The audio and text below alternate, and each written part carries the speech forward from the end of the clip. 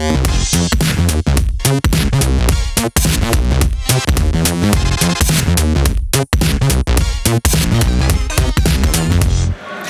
herzlich willkommen zurück hier am Expertstand auf unserer Bühne auf der Gamescom am Mittwoch. Und ich freue mich ganz besonders, wir haben ein sehr schönes Spiel jetzt hier von Monolith Productions. Ein Spiel, was im Oktober erscheinen wird, nämlich das Sequel zu Mittelerde, Schatten...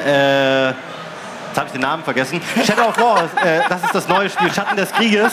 Und wir haben zwei Leute hier von Monolith, die uns einen neuen Abschnitt aus dem Spiel zeigen werden, nämlich einen sogenannten Fortress Assault, das heißt eine Festungserstürmung. Wir haben Matt und Bob hier von Monolith. Bob, you're going to play the game. That's right. And Matt, you're going to do some explanation Sure. while you play. I think the segment's going to be about 20 minutes long. So, yeah, we can go as long as you want.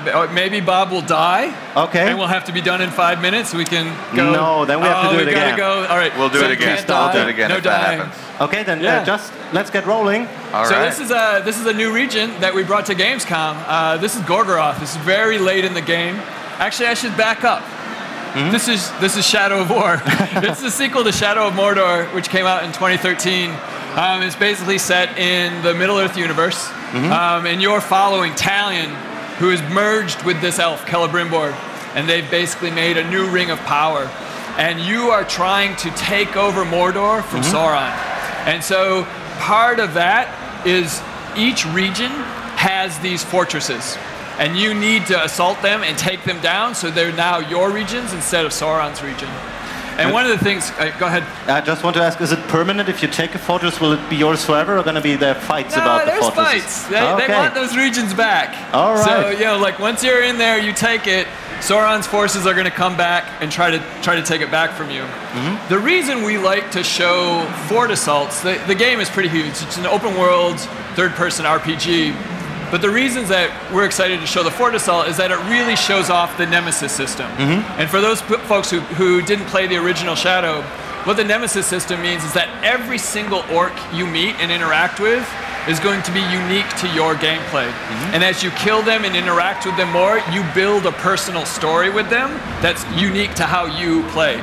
And so one of the things that the fort assault does is it allows us to look at a lot of these unique orcs very quickly in a very chaotic and hopefully not death type of way. Yeah, it's the pinnacle of a lot of the work you'd be doing in the sandbox, going out and hunting these guys and recruiting them and building your army. And so you're bringing this whole army of followers to go face a bunch of war chiefs. Now, we've done a lot of the prep work before jumping in here, but there's a lot of ways you can pick apart the fortress before you assault it if you want to weaken it ahead of time. You can install spies.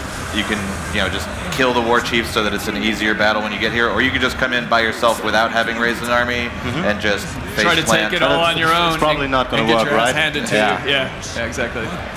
So, but if you played the first game, you could bring over your nemesis, right? There was so we announced that earlier this summer. At the end of Shadow of Mordor, there was one orc every single person had that was their personal nemesis. And if that save game is on the disc when you start Shadow of War, he will come over. He will actually be taunting you in the new game in a much higher res and more beautiful version of himself. Great. So yeah, here the Fortress Assault has started. There are a bunch of these siege beasts on the walls overlooking your army. And so what Bob has done is he's basically taken over one of the other siege beasts. Oh, there's a Drake. Whoa. So it gets really chaotic. And so sometimes it can be a little difficult to follow. So basically he just took out the two siege beasts and now he's going to try to, yep, there you go. So he's using the new Ring of Power to dominate the wildlife, dominate these drakes and siege beasts, and use them against the fortress. But I guess this is already some point in the game. You don't have all the abilities. Yeah, so this is a skill you get much later in the game. We've totally expanded the skill tree. It's just geometrically larger. So there's a bunch of stuff you can choose and pick as you go. And already Bob has taken out war chiefs. The goal of what he's trying to do is there are 4 capture points on the outside of the fortress, and he's got to get his army onto those capture points and stay on them long enough so he can capture them, unlock all 4 of those, and then go into the main point, going to the central point of the fortress. So that's one of the captains guarding it currently. Oh, and he's a trickster. He's a trickster. Yeah, we've added a lot of advanced classes to the captains this time around. So last time the fights against really high-level captains would kind of boil down to they have all strengths and no weaknesses. And this time we created a lot of different paths for them to grow, where they can get tougher than they ever were, but still have more kind of unique, they boss feel a lot fighty more kind of different. archetypes. Yeah, one of the things that we saw as more and more people played the original game is that often at the end game, a lot of the captains were very similar, and you would fight them all in a very similar way. Yeah. And so we've totally taken that and tried to expand it so that as captains grow, their skills change, and more importantly, during combat, they learn the types of things you like to do against them, and they have counters for that. So over time, they'll learn how to counter your various. So new ring here.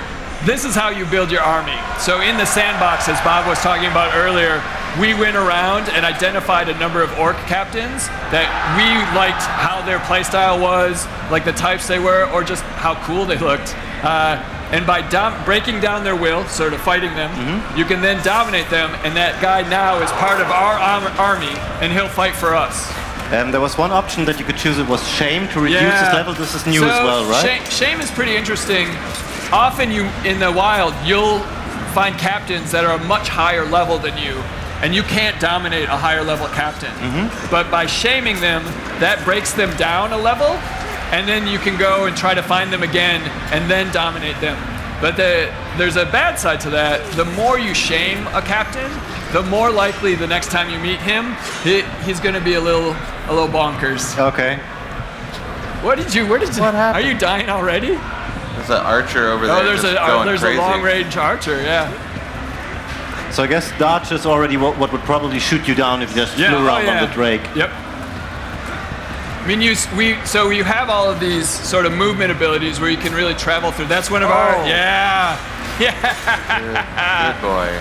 So that was just one of our normal grunts taking out one of their captains. This probably doesn't happen too often. No, it doesn't. Interestingly enough, a lot of the guys down here are poisoned. That's the green.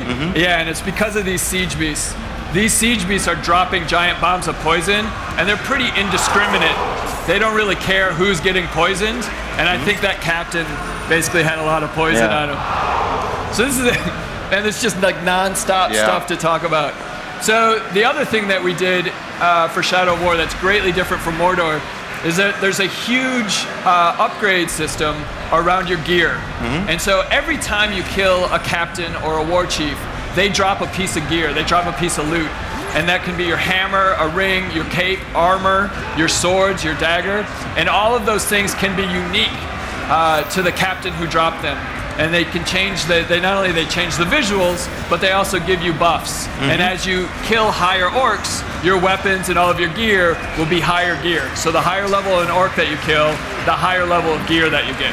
And do the weapons deteriorate by using them? Will they break at some point? They will break at some point, but not from use. There is a couple of different types of orc classes that will break your weapon when they're killing you. But what's really cool about that is that they will humiliate you, break your weapon, but if you can find them again in the world, kill them, you will get a better version of your weapon. So it's sort of like emergent quests, you know? You're doing all this stuff, and you're creating a lot of dynamic story around your interaction with these orcs. As we are currently in a fight, I think that for the first game, one of the strongest aspects was the fighting system, which worked pretty well. Cool. Yeah, awesome. Already, did you even feel the need to make a lot of changes to the combat? Yeah. Unfortunately, as game developers, we feel we need to upgrade everything. So combat was definitely one of the things that we upgraded. Both Talion's combat. So we added a ton more moves. We completely updated the skill tree and changed the skill tree. So all of that's been expanded. But on top of that, and I think more importantly, as we were talking about earlier, all of our orc combat has also been greatly upgraded. So these guys do a lot more and have a lot more unique moves depending on their class and their traits than they did in the last game. Oh, you swapped out the hammer or you swapped out your bow for a hammer? Yeah, I picked up a hammer, upgraded it, and this guy just freaked out about the fire. But luckily the hammer has poison on headshots, so took him out. So he just killed that guy. So you want to go back to the hammer so we can take a look at the two different ones? Because we touched on it a bit. So the biggest difference, we don't have a ton of time, so I'm just going to keep plowing through. But the hammer is like a new type of ranged weapon where if you fully charge it, it'll do kind of a burst on hit. So a different kind of strategy versus the normal bow. The bow, yeah. Yeah, so these, nice. These are all the orcs that have died, and he's just picking up gear from them. Uh-oh. Oh, no. Oh, yeah. Good. Hey, we get the last chance. Did you make any changes to the last chance system, or is it pretty much still the same? Mostly, there's some mechanical under the hood changes, but for the most part, the core mechanic is the same. So we've captured this point. Is that only the second point? That's the third. Oh, he's got the third. Wow, we're doing this. How much time do we have? Oh, we have a couple of more minutes. Just a couple more minutes? We have yet to take the interior of a fortress in 20 minutes. So this will be pretty good for us. Oh, so what did you just summon? I was calling my guys over to me there. Right. Oh, here comes the inner guys. So he's taken the 4 outside of the court victory points, and these are the last 2 high-level war chiefs who are on the interior court. Okay. And he's got to take these 2 guys down before he can get to the Overlord, who is the guy who runs this entire place. And so it's basically wave after wave after wave of boss fights, to be honest. Seeing that one of the enemies just came on a mount, are there like new mounts in the game? Yeah, so the orcs can all be, they can be mounted now. And obviously, as we've seen in a couple of things, he jumped onto the Drake, and he also could jump onto these siege beasts. So yeah, there's a bunch of, we've sort of expanded the types of monsters you can interact with and the types of monsters the orcs can interact with.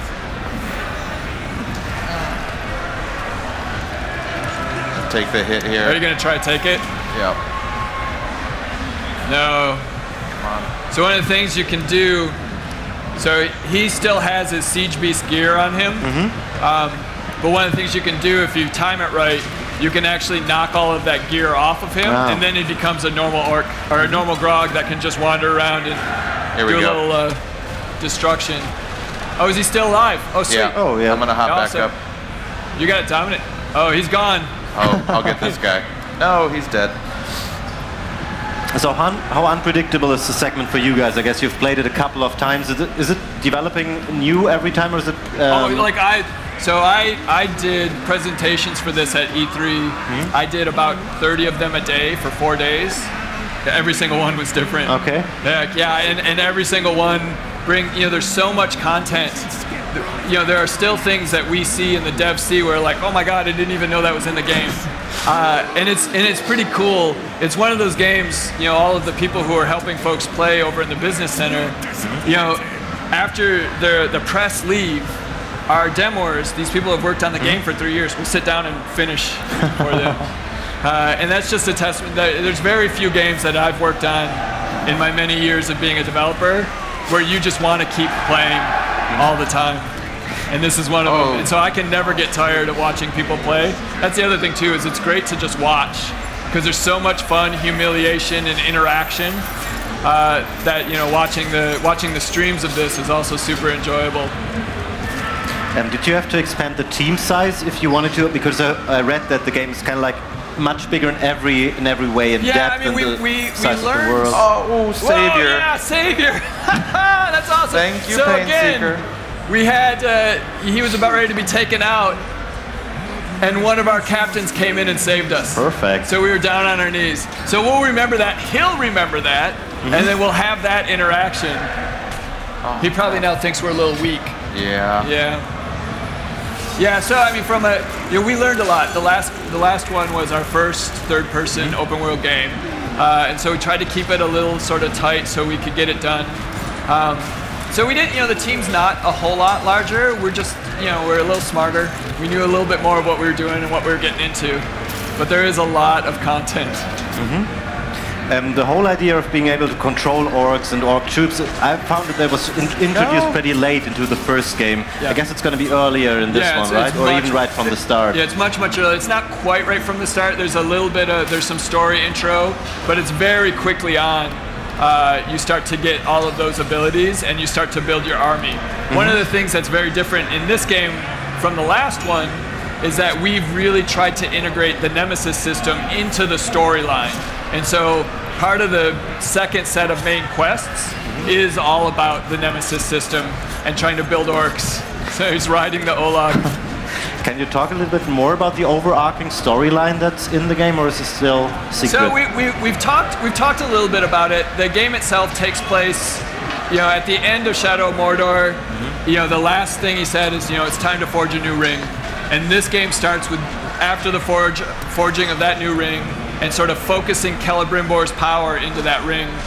And in that time that they had to take in order to make that happen, Sauron has basically grown his sort of how much area he's taken over, and he's now started to go into the area of men. And so the initial story takes place when Talion learns Yeah, that's it. Is that it? Whoa! Oh, did he get worked? There we go. Somebody used the terror chain to tear him apart. Your orcs are just there for you. They're today, doing Bob. work. Yeah. Help you out.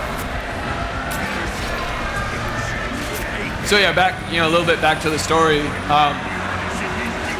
You, at the beginning of the game, you learn that Minas Ithil is under siege from Sauron's forces, and you basically set out to try to save Minas Ithil, and along the way, run into some new allies, some new friends.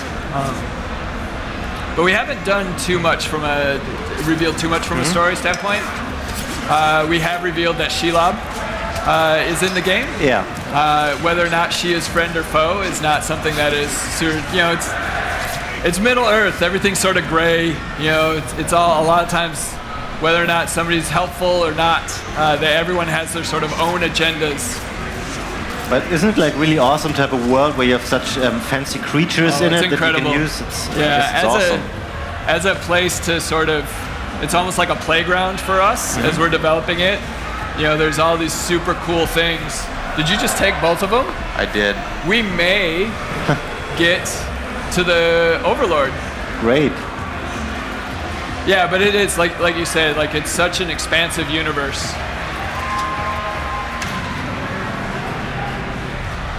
There is a lot to pick from. So this is the lair of the Overlord. You have history with this guy. Each of these guys are part of the Nemesis system, and they got to this place by interacting with you and interacting with other orcs and sort of climbing up the ladder of the orc hierarchy ladder. Is that Bork, the throat slasher? Nice.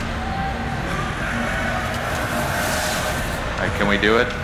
Can you do this in 2 minutes? Let's see what his strengths and weaknesses are. Yeah, so what we're going to do is Bob's going to go into developer focus here. First thing he's going to do is he's going to get info on this guy and try to figure out, how quickly we can take him out. It's going to be hard. I don't think 2 minutes is going to do it. We should probably just wrap it up, right? Going to get a Caragor. Going to wander around.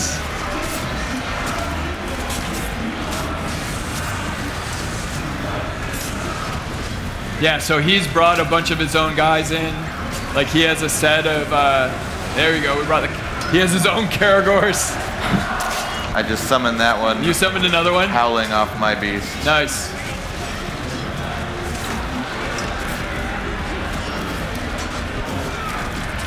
Yeah, I mean, when we talked about combat, mounted combat, like we've just really, like there's been a ton of expansions on so many different levels.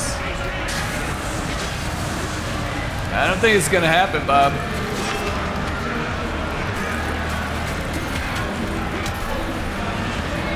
Barely any damage. Oh my god. That dude is still full health. Whoa. Oh, How long would this usually take without using any... Oh my goodness. Just a fort this size, a fort assault of this size, 40 minutes if you haven't played it 100 times, like Bob. I've just been informed that we have 5 more minutes, so if you can do it in 5 minutes... okay. Maybe we can pull this off then. I So you ammo. played the first game? Yes, I finished it actually. Yeah, oh, fantastic. Played it on console when it was released, and I recently played it on PC again because I bought a new graphics card. Yeah, and I want to see how it looks by today's standards, and I think it's still, even after 3 years, the first game holds up pretty well. Yeah, I mean, we're really big. We're PC developers. We started. That's how we started out, and we love developing on the consoles. But PC is a first-class citizen for us. We do a lot of work to make sure that it works on a ton of different cards, and then it has a lot of different options for people. But I've seen you also work closely with Microsoft for the Xbox One X optimization and stuff. In fact, that's where I've got to go next. Yeah, so we're going to go over to the Microsoft booth and talk about the Xbox One X. But you won't take that PC, but you will be playing the Xbox version. Yeah, they don't want that. They want their Xbox One X. Sure. Yeah, they're really close to us. And we have a really great relationship with them. But you're also optimizing for PS4 Pro and allowing 4K on PS4 Pro? Yep. Do you do it? Can you do it? He's retreating. Will you be supporting now. ultra-wide on PC? What was that? Ultra-wide screens? Yep. Yeah, we support different aspect ratios on the PC. We have one guy right now, and they're in testing. We have one guy right now with 3 different, basically the monitors with the FOV. You're gonna do it, Bob. Do you got him? Done. Wow, you did it. Did it. Should I recruit him? So by dominating this guy, he can now recruit him or shame him or fight him to the death. He's recruiting him. It's tough. Which means that this region's now ours. We've taken it over from the forces of Sauron. So will he stay in place and in charge if you recruit him for your... Yeah. So he is part of your hierarchy. He's part of your army now. So you can go, you can bring him with you into other regions. You can, there's all types of stuff that you can do with him. You did it. It's tough. Good job. It's because I'm sitting this far away from you. If I was this close. Okay, I guess that was perfect timing. Is it good timing? Yeah, it was perfect. Excellent. Thank you, Bob, for playing through. Yeah. Thank you both guys for taking your time to demo the game. I'm really looking forward to it. We'll be out October, PC, PS4, October Xbox. 10th. October 10th for Xbox, PS4, and PC, and then it'll be out as soon as the Xbox One X comes out. So a couple, it's like a few weeks later. Upgrade to that. Yeah, I think it's early November when Xbox One X releases. So yeah, best of luck with the game and thank you very much for coming. Thanks for having us. This has been awesome. Sure, thank you. Vielen Dank auch euch fürs Zuschauen. Das war Mittelerde, Schatten des Krieges. Es geht gleich weiter bei uns hier im Stream. Bleibt einfach dran. Wir melden uns gleich zurück. Vielen Dank fürs Zuschauen und bis dann.